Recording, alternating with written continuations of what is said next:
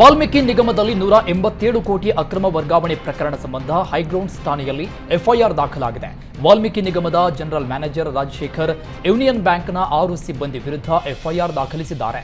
Union bank MD Manimekalai, union bank ನಿರ್ದೇಶಕರಾದ ನಿತೇಶ್ ರಾಜನ್, ರಾಮಸುಬ್ರಹ್ಮಣ್ಯಂ, ಸಂಜಯ್ ರುದ್ರ, ಪಂಕಜ್ ದ್ವಿವೇದಿ, ಶುಚಿಸ್ಮಿತಾ ವಿರುದ್ಧ FIR ದಾಖಲಾಗಿದೆ. ಹಿರಿಯ ಅಧಿಕಾರಿಗಳ ಗಮನಕ್ಕೆ ತರದೆ ನಕಲಿ ಸಹಿ ಬಳಸಿ ಅಕ್ರಮ ಎಸಗಿದ್ದಾರೆ ಅಂತ ಎಫ್ಐಆರ್ನಲ್ಲಿ ಉಲ್ಲೇಖಿಸಲಾಗಿದೆ.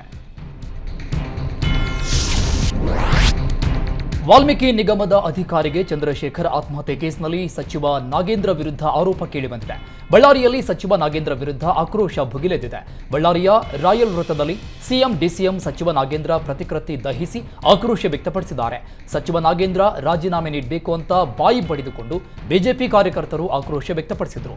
ಚಂದ್ರಶೇಖರ್ ಕುಟುಂಬಕ್ಕೆ ನ್ಯಾಯ ಕೊಡಿಸಬೇಕು ಅಂತ ಸರ್ಕಾರಕ್ಕೆ ಆಗ್ರಹಿಸಿದ್ದಾರೆ.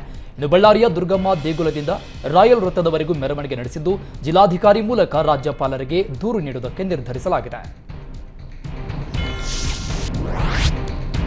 ವಾಲ್ಮೀಕಿ ನಿಗಮ ಅಧಿಕಾರಿ ಚಂದ್ರಶೇಖರ್ ಆತ್ಮಹತ್ಯೆ ಪ್ರಕರಣ ಸಂಬಂಧ ಗೃಹ ಸಚಿವ ಪರಮೇಶ್ವರ್ ಪ್ರತಿಕ್ರಿಯಿಸಿದ್ದಾರೆ. ಸಿಐಡಿ ತನಿಖೆ ನಡೀತಾ ಇದೆ. 187 ಕೋಟಿ ವರ್ಗಾವಣೆ ಆಗಿರೋ ಮಾಹಿತಿ ಇದೆ. 187 ಕೋಟಿಯಲ್ಲಿ 87 ಕೋಟಿ ತೆಗೆದಿದ್ದಾರೆ. ಎಲ್ಲವೂ ತನಿಖೆಯಿಂದ ಹೊರಬರುತ್ತೆ ಎಂದಿದ್ದಾರೆ. ಬಿಜೆಪಿಯವರು ರಾಜೀನಾಮೆ ಕೇಳ್ತಾನೆ ಇರ್ತಾರೆ. ಸಚಿವರು ಆದೇಶ ಕೊಟ್ಟಿದ್ರಾ ಇಲ್ವಾ ಅನ್ನೋ ಬಗ್ಗೆ ತನಿಖೆಯಿಂದ ಗೊತ್ತಾಗಲಿದೆ. ತನಿಖೆ ಆಗಲಿ, ಸತ್ಯಾಸತ್ಯತೆ ಹೊರಗೆ ಬರಲಿ ಅಂತ ಪರಮೇಶ್ವರ್ ಹೇಳಿದ್ದಾರೆ. ವಾಲ್ಮೀಕಿ ನಿಗಮದ ಅಧಿಕಾರಿ ಆತ್ಮಹತ್ಯೆ ಪ್ರಕರಣ ಸಂಬಂಧ ಪ್ರಿಯಾಂಕ್ ಖರ್ಗೆ ಪ್ರತಿಕ್ರಿಯಿಸಿದ್ದಾರೆ. ಈಗಾಗಲೇ ಸಿಐಡಿ ತನಿಖೆ ನಡೀತಾ ಇದೆ. ಯಾವುದೇ ಹಗರಣ ನಡೆಯಲು ನಾವು ಬಿಡಲ್ಲ. ಸಿಐಡಿ ವರದಿ ಬರಲಿ, ನೋಡೋಣ ಅಂದಿದ್ದಾರೆ. ಕೆಲವು ಹೆಸರುಗಳನ್ನ ಸ್ಪಷ್ಟವಾಗಿ ಡೆತ್ ನೋಟ್ನಲ್ಲಿ ಬರೆದಿದ್ದಾರೆ. ಮೌಖಿಕ ಆದೇಶದ ಮೇಲೆ ಸರ್ಕಾರ ನಡೆಯೋದಿಲ್ಲ. ಮೌಖಿಕ ಆದೇಶದ ಮೇಲೆ 100 ಕೋಟಿ ವರ್ಗಾವಣೆ ಆಗೋದಿಲ್ಲ. ಇಬ್ಬರು ಸಿಬ್ಬಂದಿ ಹಾಗೂ ಎಂಡಿ ಮೇಲೆ ಆರೋಪ ಇದೆ. ಈಶ್ವರಪ್ಪ ಕೇಸ್ಗೂ ಈ ಕೇಸ್ಗೂ ಸಾಕಷ್ಟು ವ್ಯತ್ಯಾಸ ಇದೆ. ಹಗರಣ ನಡೀತಾ ಇದ್ರೆ ಜನರೇ ನಮ್ಮನ್ನ ಮನೆಗೆ ಕಳಿಸ್ತಾರೆ ಅಂತ ಸಚಿವ ಪ್ರಿಯಾಂಕ್ ಖರ್ಗೆ ಹೇಳಿದ್ದಾರೆ. ಅಧಿಕಾರಿ ಆತ್ಮಹತ್ಯೆ ಪ್ರಕರಣ ಸಂಬಂಧ ಮಾಜಿ ಸಚಿವ ಅಶ್ವಥ್ ನಾರಾಯಣ್ ಸರ್ಕಾರದ ವಿರುದ್ಧ ಕಿಡಿಕಾರಿದ್ರು. ಇನ್ನೂ ಕೇಸ್ ದಾಖಲಿಸಿಲ್ಲ, ಯಾರನ್ನೂ ಬಂಧಿಸಿಲ್ಲ, ಎಫ್ಐಆರ್ ಸಹ ಫೈಲ್ ಮಾಡಿಲ್ಲ. ಈ ಆರೋಪ ಸಿದ್ದರಾಮಯ್ಯ ಮೇಲೆ ಬರಲಿದೆ. ಖಾತೆ ಓಪನ್ ಮಾಡೋದಕ್ಕೆ ಎಫ್ಡಿ ಇಂದ ಪರ್ಮಿಷನ್ ಬೇಕು. ಆದರೆ ಹೇಗೆ ಖಾತೆ ಓಪನ್ ಮಾಡಿದ್ದಾರೆ ಅಂತ ಸಿದ್ದರಾಮಯ್ಯ ಹೇಳಬೇಕು. ಇಷ್ಟು ದಿನ ಮಾತಾಡ್ತಾ ಇದ್ದ ಸುರ್ಜೇವಾಲಾ ಈಗ ಎಲ್ಲಿದ್ದಾರೆ? ಈಗ ಯಾಕೆ ಸುರ್ಜೇವಾಲಾ ಮಾತಾಡ್ತಾ ಇಲ್ಲ? ಎಫ್ಐಆರ್ ಫೈಲ್ ಮಾಡದೆ ಸಿಐಡಿಗೆ ಕೊಟ್ರೆ ಏನ್ ಲಾಭ? ಈ ವಿಚಾರದಲ್ಲಿ ಉಗ್ರ ಹೋರಾಟ ಮಾಡ್ತೇವೆ ಅಂತ ಮಾಜಿ ಸಚಿವ ಅಶ್ವಥ್ ನಾರಾಯಣ್ ಹೇಳಿದ್ದಾರೆ.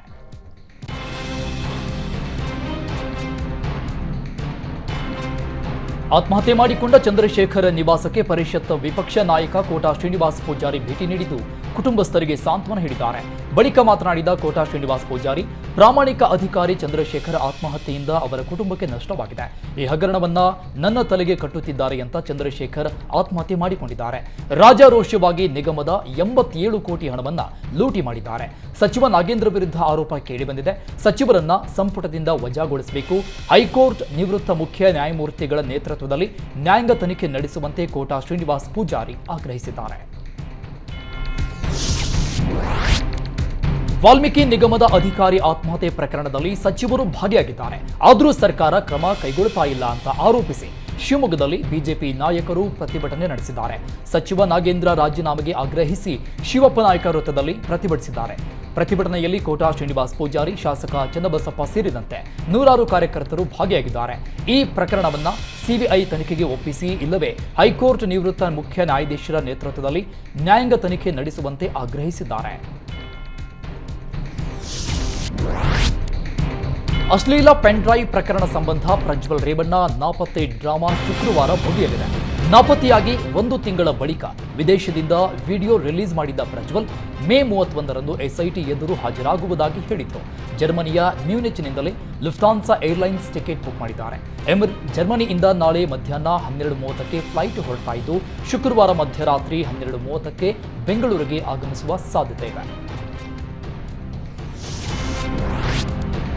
ಮೊನ್ನೆ ಪ್ರಜ್ವಲ್ ವಿಡಿಯೋ ರಿಲೀಸ್ ಮಾಡಿದ್ದು ಆಶ್ಚರ್ಯ ಆಗ್ತಾ ಇದೆ. 6 ಹಂತದ ಚುನಾವಣೆ ಆದ ಮೇಲೆ ಹೊರಬಂದ್ರ 30 ದಿನಗಳ ಹಿಂದೆ ನಿಮ್ಮ ಸ್ವಾಭಿಮಾನ ಮರ್ಯಾದೆ ನೆನಪಿರಲಿಲ್ವಾ ಅಂತ ಪ್ರಜ್ವಲ್ ರೇವಣ್ಣಗೆ ಸಚಿವ ಪ್ರಿಯಾಂಕ್ ಖರ್ಗೆ ಪ್ರಶ್ನೆ ಮಾಡಿದ್ದಾರೆ. ಸಲೂನ್ಗೆ ಹೋಗಿ ಬಂದು ವಿಡಿಯೋ ಮಾಡಿದ್ದಾರೆ. ಇವರಿಗೆ ಖಿನ್ನತೆ ಆದ್ರೆ ಸಂತ್ರಸ್ತೆಯರ ಸ್ಥಿತಿ ಏನು? ಬಿಜೆಪಿಯವರೇ ವಿಡಿಯೋ ಮಾಡಿ ಹೊರಗೆ ಬಾ ಅಂದಿರಬೇಕು. ಹಾಗಾಗಿ ವಿಡಿಯೋ ಮಾಡಿದ್ದಾರೆ ಅಷ್ಟೇ. ಇದೆಲ್ಲ ಬಿಜೆಪಿ ನಾಯಕರ ನಿರ್ದೇಶನದ ಮೇರೆಗೆ ನಡೆದಿದೆ. ಪ್ರಜ್ವಲ್ ಅಷ್ಟು ಕ್ಲೀನ್ ಆಗಿದ್ರೆ ಮೊದಲ ದಿನವೇ ರಿಯಾಕ್ಟ್ ಮಾಡಬೇಕಿತ್ತು ಅಂತ ಪ್ರಶ್ನೆ ಮಾಡಿದ್ದಾರೆ. ಸಂಸದ ಪ್ರಜ್ವಲ್ ರೇವಣ್ಣ ವಿಡಿಯೋ ಕುರಿತು ಮಾಜಿ ಸಚಿವ ಸಿಟಿ ರವಿ ಪ್ರತಿಕ್ರಿಯಿಸಿದ್ದಾರೆ. ಕಾನೂನು ಎಲ್ಲರಿಗೂ ಒಂದೇ. ಪ್ರಜ್ವಲ್ ರೇವಣ್ಣನವರಿಗೆ ಬೇರೆ ಕಾನೂನಿಲ್ಲ. ಕಾನೂನು ಪ್ರಕಾರ ನಿಷ್ಪಕ್ಷಪಾತವಾಗಿ ತನಿಖೆ ಆಗಿ ಕ್ರಮ ಆಗಲಿ. ಯಾರೇ ತಪ್ಪು ಮಾಡಿದ್ರೂ ಶಿಕ್ಷೆಯಾಗಬೇಕು ಅಂತ ಸಿಟಿ ರವಿ ಹೇಳಿದ್ದಾರೆ. ಪ್ರಜ್ವಲ್ ರೇವಣ್ಣರನ್ನ ವಿದೇಶಕ್ಕೆ ಹೋಗದಂತೆ ಸರ್ಕಾರ ತಡೆಯಬಹುದಿತ್ತು. ಆದರೆ ಸರ್ಕಾರದಿಂದ ಅದು ಸಾಧ್ಯವಾಗಿಲ್ಲ. ಕಾನೂನು ಎಲ್ಲರಿಗೂ ಒಂದೇ. ಕಾನೂನು ಪ್ರಕಾರ ಕ್ರಮ ತೆಗೆದುಕೊಳ್ಳಲಿ ಅಂತ ಸಿಟಿ ರವಿ ಹೇಳಿದ್ದಾರೆ.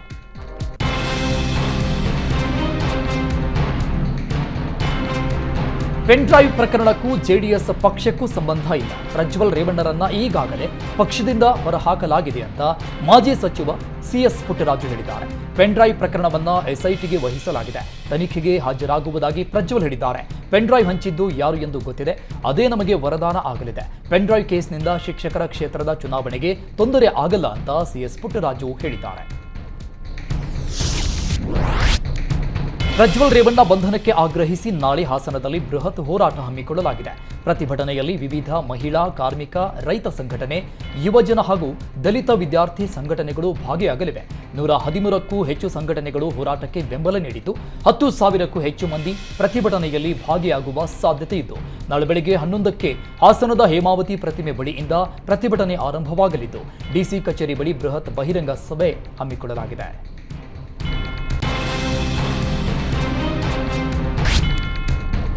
ಸಂತ್ರಸ್ತ ಕಿಡ್ನಾಪ್ ಕೇಸ್ನಲ್ಲಿ ಜಾಮೀನು ಸಿಕ್ಕ ದಿನದಿಂದ ಮಾಜಿ ಸಚಿವ ರೇವಣ್ಣ ಟೆಂಪಲ್ ರನ್ ನಡೆಸ್ತಾ ಇದ್ದಾರೆ. ಸಂಕಷ್ಟದಿಂದ ಪಾರಾಗಲು ರೇವಣ್ಣ ಮತ್ತೆ ಚಾಮುಂಡೇಶ್ವರಿಯ ಮೊರೆ ಹೋಗ್ತಾ ಇದ್ದಾರೆ. ಜೈಲಿಂದ ಬಿಡುಗಡೆಯಾದ ಮರುದಿನವೇ ರೇವಣ್ಣ ಮೈಸೂರಿನ ಚಾಮುಂಡೇಶ್ವರಿ ದರ್ಶನ ಪಡೆದಿದ್ರು. ನಿನ್ನೆ ರಾತ್ರಿ ದಿಢೀರಂತ ಆಪ್ತರ ಜೊತೆ ದೇವಸ್ಥಾನಕ್ಕೆ ಭೇಟಿ ನೀಡಿ ವಿಶೇಷ ಪೂಜೆ ಸಲ್ಲಿಸಿದ್ದಾರೆ. ಮುರುಘಾ ಶ್ರೀಗಳು ಸಾಕ್ಷಿ ನಾಶಕ್ಕೆ ಯತ್ನಿಸುತ್ತಿದ್ದಾರೆ ಎಂಬ ಆರೋಪಕ್ಕೆ ಒಡನಾಡಿ ಸಂಸ್ಥೆಯ ಮುಖ್ಯಸ್ಥ ಪರಶುರಾಮ್ ಪ್ರತಿಕ್ರಿಯಿಸ್ತಾ ಇದ್ದಾರೆ. ಆರಂಭದಲ್ಲಿ ದೂರು ದಾಖಲಾದ ಬಳಿಕ ಅಪ್ರಾಪ್ತೆಯನ್ನ ಪೋಷಕರ ಜೊತೆ ಬಿಡಲಾಗಿತ್ತು. ಆದರೆ ಈಗ ಬಾಲಕಿಗೆ ಕಿರುಕುಳ ನೀಡ್ತಾ ಇದ್ದಾರೆ ಅಂತ ಆರೋಪ ಕೇಳಿಬಂದಿದೆ. ಬಾಲಕಿಯೇ ಚಿಕ್ಕಪ್ಪನ ವಿರುದ್ಧ ಆರೋಪ ಮಾಡಿದ್ದಾಳೆ. ನನ್ನ ಚಿಕ್ಕಪ್ಪ ಮುರುಘಾಶ್ರೀ ಕಡೆಯವರಿಂದ ಹಣದ ಸಹಾಯ ಪಡೆದಿದ್ರು. ನಾನು ಅದೇ ಹಣದಲ್ಲಿ ಓದುವ ಪರಿಸ್ಥಿತಿ ಬಂದಿತ್ತು. ನನ್ನ ಚಿಕ್ಕಪ್ಪ ಸಹ ಕೇಸ್ ವಾಪಸ್ ಪಡೆಯುವಂತೆ ಹಲ್ಲೆ ಮಾಡಿದ್ದಾರೆ ಅಂತ ಬಾಲಕಿ ಹೇಳಿದ್ದಾಳೆ. ಬಾಲಕಿ ಹೇಳಿಕೆ ಆಧರಿಸಿ ಚಿತ್ರದುರ್ಗದಲ್ಲಿ ದೂರು ದಾಖಲಿಸ್ತಾ ಇದ್ದೇವೆ ಅಂತ ಪರಶುರಾಮ್ ಹೇಳಿದ್ದಾರೆ. ಇನ್ನು ಪ್ರಕರಣದಲ್ಲಿ ಪ್ರಭಾವಿಗಳ ಕೈವಾಡ ಇದೆ. ಕೋಟ್ಯಾಂತರ ಹಣ ವರ್ಗಾವಣೆಯಾಗಿದೆ. ಈ ಪ್ರಕರಣವನ್ನ ಸಿಬಿಐ ಜೊತೆ ಇಡಿ ಸಹ ತನಿಖೆ ನಡೆಸುವಂತೆ ಪರಶುರಾಮ್ ಒತ್ತಾಯಿಸಿದ್ದಾರೆ. ನೈಋತ್ಯ ಶಿಕ್ಷಕ ಕ್ಷೇತ್ರದ ವಿಧಾನ ಪರಿಷತ್ ಚುನಾವಣೆಗೆ ಭರ್ಜರಿ ಸಿದ್ಧತೆ ನಡೀತಾ ಇದೆ. ಆದರೆ ಕಾಂಗ್ರೆಸ್ ಪ್ರಚಾರ ಕರಪತ್ರ ರಚನಾ ಸಮಿತಿ ಎಡವಟ್ಟು ಮಾಡಿದ್ದು, ಕಾಂಗ್ರೆಸ್ ಪ್ರಣಾಳಿಕೆಯಲ್ಲಿ ಬಿಜೆಪಿ ನಾಯಕನ ಫೋಟೋ ಹಾಕಿದ್ದಾರೆ. ಕಾಂಗ್ರೆಸ್ ಅಧಿಕೃತ ಅಭ್ಯರ್ಥಿ ಡಾಕ್ಟರ್ ಕೆಕೆ ಮಂಜುನಾಥ್ ಕುಮಾರ್ ಪ್ರಣಾಳಿಕೆಯಲ್ಲಿ ಕಾಂಗ್ರೆಸ್ ನಾಯಕ ಮುನಿಯಾಲು ಉದಯ್ ಶೆಟ್ಟಿ ಫೋಟೋ ಬದಲಿಗೆ ಬಿಜೆಪಿ ಮಂಗಳೂರು ವಿಭಾಗ ಪ್ರಭಾರಿ ಉದಯ್ ಕುಮಾರ್ ಶೆಟ್ಟಿ ಫೋಟೋ ಬಳಕೆ ಮಾಡಿ ಮುಜುಗರಕ್ಕೆ ಈಡಾಗಿದೆ.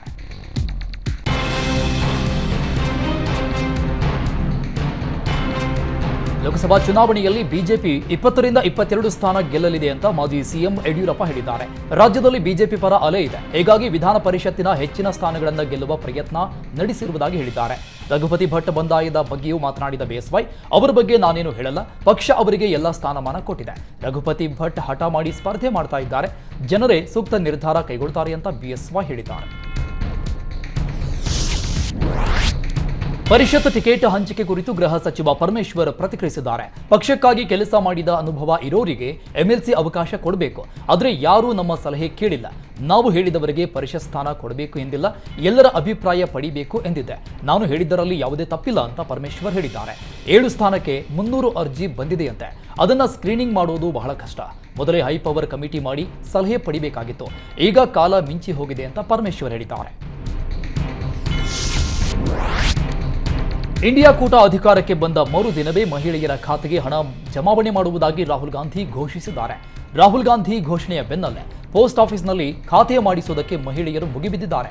ಪ್ರಚಾರದಲ್ಲಿ ಇಂಡಿ ಕೂಟ ಅಧಿಕಾರಕ್ಕೆ ಬಂದ ಕೂಡಲೇ ನಿಮ್ಮ ಖಾತೆಗೆ ಹಣ ಹಾಕ್ತೇವೆ ಅಂತ ರಾಹುಲ್ ಗಾಂಧಿ ಘೋಷಣೆ ಮಾಡಿದ್ರು. ಈ ಬೆನ್ನಲ್ಲೇ ಖಾತೆ ಮಾಡಿಸುವುದಕ್ಕೆ ಮಹಿಳೆಯರು ಮುಗಿಬಿದ್ದಿದ್ದಾರೆ. ಪ್ರತಿದಿನ ಬೆಳಿಗ್ಗೆ 4 ಗಂಟೆಯಿಂದಲೇ ಮಹಿಳೆಯರು ಪೋಸ್ಟ್ ಆಫೀಸ್ ಮುಂದೆ ಕ್ಯೂ ನಿಲ್ತಾ ಇದ್ದಾರೆ. ಆದರೆ ಅಕೌಂಟ್ಗೆ ಹಣ ಬರಲ್ಲ, ಹಣ ಬರುತ್ತೆ ಅನ್ನೋದು ಕೇವಲ ವದಂತಿ ಅಷ್ಟೇ ಅಂತ ಪೋಸ್ಟ್ ಆಫೀಸ್ ಸಿಬ್ಬಂದಿ ಬೋರ್ಡ್ ಅಳವಡಿಸಿದ್ದಾರೆ.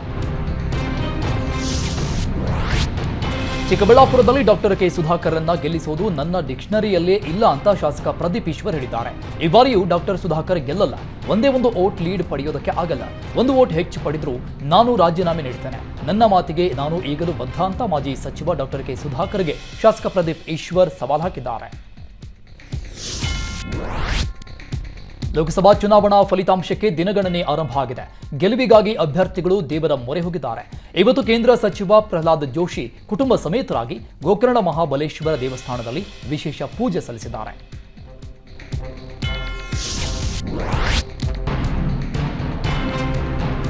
ಕಾಂಗ್ರೆಸ್ನಲ್ಲಿ ವಿಧಾನ ಪರಿಷತ್ ಸ್ಥಾನಕ್ಕಾಗಿ ಭಾರಿ ಪೈಪೋಟಿ ಏರ್ಪಟ್ಟಿದೆ. ಹೈಕಮಾಂಡ್ ಮೇಲೆ ಒತ್ತಡ ಹಾಕುವುದಕ್ಕೆ ಸಚಿವರು ದೆಹಲಿಗೆ ದೌಡಾಯಿಸಿದ್ದಾರೆ.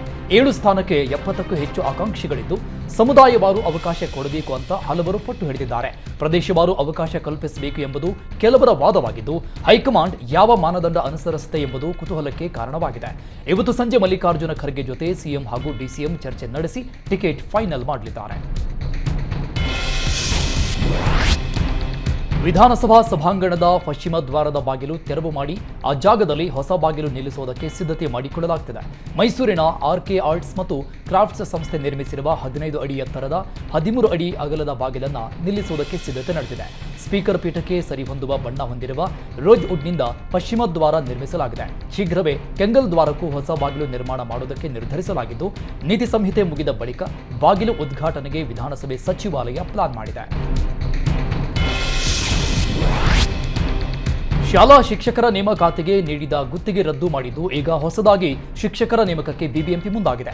ಈ ಕುರಿತು ಪ್ರತಿಕ್ರಿಯೆ ನೀಡಿದ BBMP commissioner Tushar Girinath, security ಕಂಪನಿಗೆ ನೀಡಿದ ಗುತ್ತಿಗೆ ವಾಪಸ್ ಪಡೆದಿದ್ದೇವೆ. ಈಗ ಎಸ್ಡಿಎಂಸಿ ಮುಖಾಂತರ ಶಿಕ್ಷಕರನ್ನ ನೇಮಕ ಮಾಡಿಕೊಳ್ಳೋದಕ್ಕೆ ಮಾತುಕತೆ ನಡೆದಿದೆ ಅಂತ ತುಷಾರ್ ಗಿರಿನಾಥ್ ಹೇಳಿದ್ದಾರೆ. ಗೋವಾದಲ್ಲಿ ಸ್ಯಾಂಡಲ್ವುಡ್ ನಿರ್ಮಾಪಕರು ಗಲಾಟೆ ಮಾಡಿಕೊಂಡಿದ್ದಾರೆ. ಮೇ 27ರಂದು ಫಿಲಂ ಚೇಂಬರ್ ನಿಯೋಗ ಹಾಗೂ ನಿರ್ಮಾಪಕರ ಸಂಘದ ಸದಸ್ಯರು ಗೋವಾಗೆ ಟೂರ್ ಹೋಗಿದ್ರು. ಗೋವಾದ ಹಿವಿಸ್ ರೆಸಾರ್ಟ್ನಲ್ಲಿ ನಿರ್ಮಾಪಕ ಎ ಗಣೇಶ್, ರಥಾವರ ಮಂಜುನಾಥ ಹಾಗೂ ಸತೀಶ್ ಆಚಾರ್ಯ ನಡುವೆ ಗಲಾಟೆ ಆಗಿದೆ. ಗಣೇಶ್ ತಲೆಗೆ ಪೆಟ್ಟು ಬಿದ್ದಿದ್ದು ಬೆಂಗಳೂರಿಗೆ ವಾಪಸ್ ಆಗಿದ್ದಾರೆ. ಸದ್ಯ ಗಣೇಶ್ ಬೆಂಗಳೂರಿನ ಖಾಸಗಿ ಆಸ್ಪತ್ರೆಗೆ ದಾಖಲಾಗಿದ್ದಾರೆ. ಬೆಂಗಳೂರಿನ ಹೊರವಲಯದಲ್ಲಿ ರೇವ್ ಪಾರ್ಟಿ ಪ್ರಕರಣ ಸಂಬಂಧ ತೆಲುಗು ನಟಿ ಹೇಮಾಗೆ ಸಿಸಿಬಿ ಪೊಲೀಸರು 2ನೇ ನೋಟಿಸ್ ನೀಡಿದ್ದಾರೆ. ನಟಿ ಹೇಮಾ ಸೇರಿ 8 ಮಂದಿಗೆ 2ನೇ ನೋಟಿಸ್ ಜಾರಿ ಮಾಡಿದ್ದು ಜೂನ್ 1ರಂದು ವಿಚಾರಣೆಗೆ ಹಾಜರಾಗುವಂತೆ ಸೂಚನೆ ನೀಡಲಾಗಿದೆ. ಈ ಹಿಂದೆ ಹೇಮಾಗೆ ಸಿಸಿಬಿ ನೋಟಿಸ್ ನೀಡಿತ್ತು. ಅನಾರೋಗ್ಯದ ನೆಪವೊಡ್ಡಿ ಹೇಮಾ ವಿಚಾರಣೆಗೆ 1 ವಾರ ಕಾಲಾವಕಾಶ ಕೋರಿದ್ರು. ಈಗ ಸಿಸಿಬಿ ಅಧಿಕಾರಿಗಳು ಮತ್ತೊಂದು ನೋಟಿಸ್ ಜಾರಿ ಮಾಡಿದ್ದಾರೆ.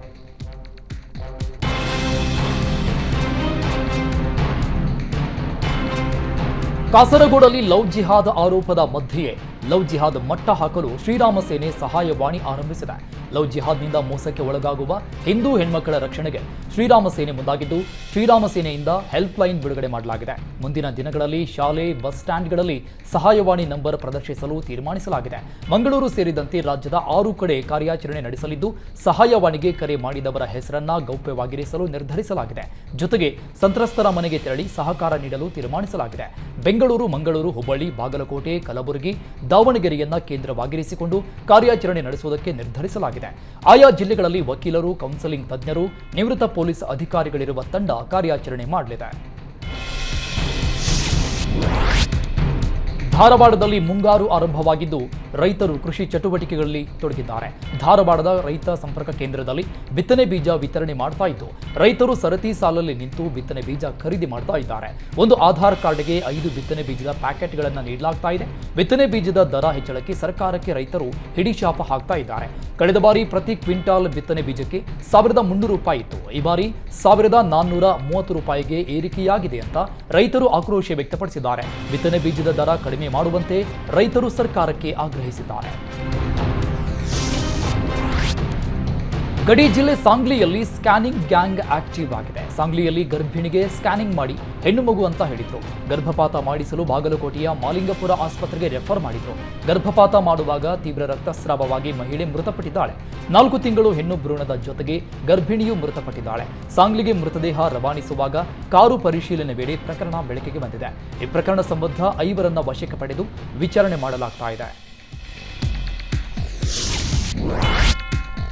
ಅಕ್ರಮವಾಗಿ ಸಿಡಿಆರ್ ತೆಗೆದು ಮಾರಾಟ ಮಾಡ್ತಾ ಇದ್ದ ಜಾಲವನ್ನ ಸಿಸಿಬಿ ಪೊಲೀಸರು ಬಂಧಿಸಿದ್ದಾರೆ. ಬಂಧಿತರನ್ನ ಶ್ರೀನಿವಾಸ್ ತಿಪ್ಪೇಸ್ವಾಮಿ, ಸತೀಶ್ ಕುಮಾರ್, ರೇವಂತ್, ಪುರುಷೋತ್ತಮ್, ಗುರುಪಾದ ಸ್ವಾಮಿ, ಭರತ್ ಎಂದು ಹೆಸರಿಸಲಾಗಿದೆ. ಅಕ್ರಮವಾಗಿ ಮೊಬೈಲ್ ಕರೆ ಸಂಗ್ರಹಿಸಿ 20,000ಕ್ಕೆ ಮಾರಾಟ ಮಾಡ್ತಾ ಇದ್ರು. ಒಟ್ಟು 43 ಮೊಬೈಲ್ ನಂಬರ್ಗಳ ಸಿಡಿಆರ್ ಪಡೆದಿದ್ದು ತನಿಖೆ ವೇಳೆ ಬೆಳಕಿಗೆ ಬಂದಿದೆ. ಪುಣೆಯ ಪ್ರಸನ್ನ ಎಂಬಾತನಿಂದ ಆರೋಪಿಗಳು ಸಿಡಿಆರ್ ಪಡಿತಾ ಇದ್ದ ಬಗ್ಗೆ ಸಿಸಿಬಿಗೆ ಮಾಹಿತಿ ಸಿಕ್ಕಿತು. ಗ್ರಾಹಕರ ಸೋಗಲ್ಲಿ ಹೋಗಿದ್ದ ಸಿಸಿಬಿ ಪೊಲೀಸರು ಮಾಹಿತಿ ಕಲೆ ಹಾಕಿದ್ರು. ಮೈಸೂರಲ್ಲಿ ಒಂದೇ ದಿನ ಬರೋಬ್ಬರಿ 7,336 ಸಂಚಾರಿ ನಿಯಮ ಉಲ್ಲಂಘನೆ ಪ್ರಕರಣ ದಾಖಲಾಗಿದೆ. ನಿನ್ನೆ ಮೈಸೂರಲ್ಲಿ ಪೊಲೀಸರು ವಿಶೇಷ ತಪಾಸಣಾ ಕಾರ್ಯಾಚರಣೆ ಹಮ್ಮಿಕೊಂಡಿದ್ರು. ಬೆಳಿಗ್ಗೆಯಿಂದ ಮಧ್ಯರಾತ್ರಿಯವರೆಗೆ ವಾಹನಗಳ ತಪಾಸಣೆ ಮಾಡಿದ್ರು.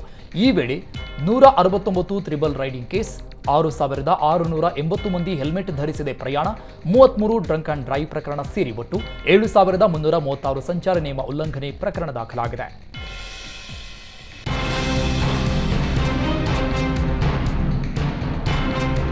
ಜೇವರ್ಗಿಯಲ್ಲಿ ರಥದ ಚಕ್ರ ಹರಿದು 4 ಗಂಭೀರ ಗಾಯಗಳಾಗಿದೆ.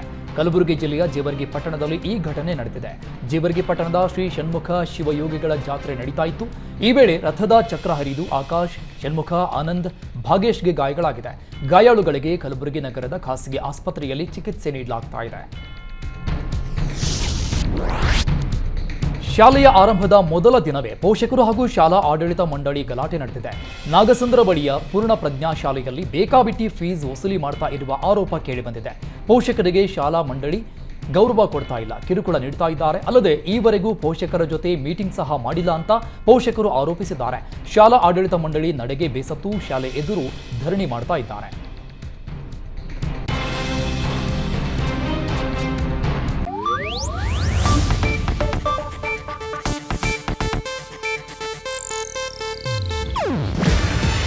ಇದು ಏಷ್ಯಾನೆಟ್ ನ್ಯೂಸ್ ನೆಟ್ವರ್ಕ್ ಪ್ರಸ್ತುತಿ. ನೀವು ನೋಡ್ತಿದ್ದೀರಾ ಏಷ್ಯಾನೆಟ್ ಸುವರ್ಣ ನ್ಯೂಸ್.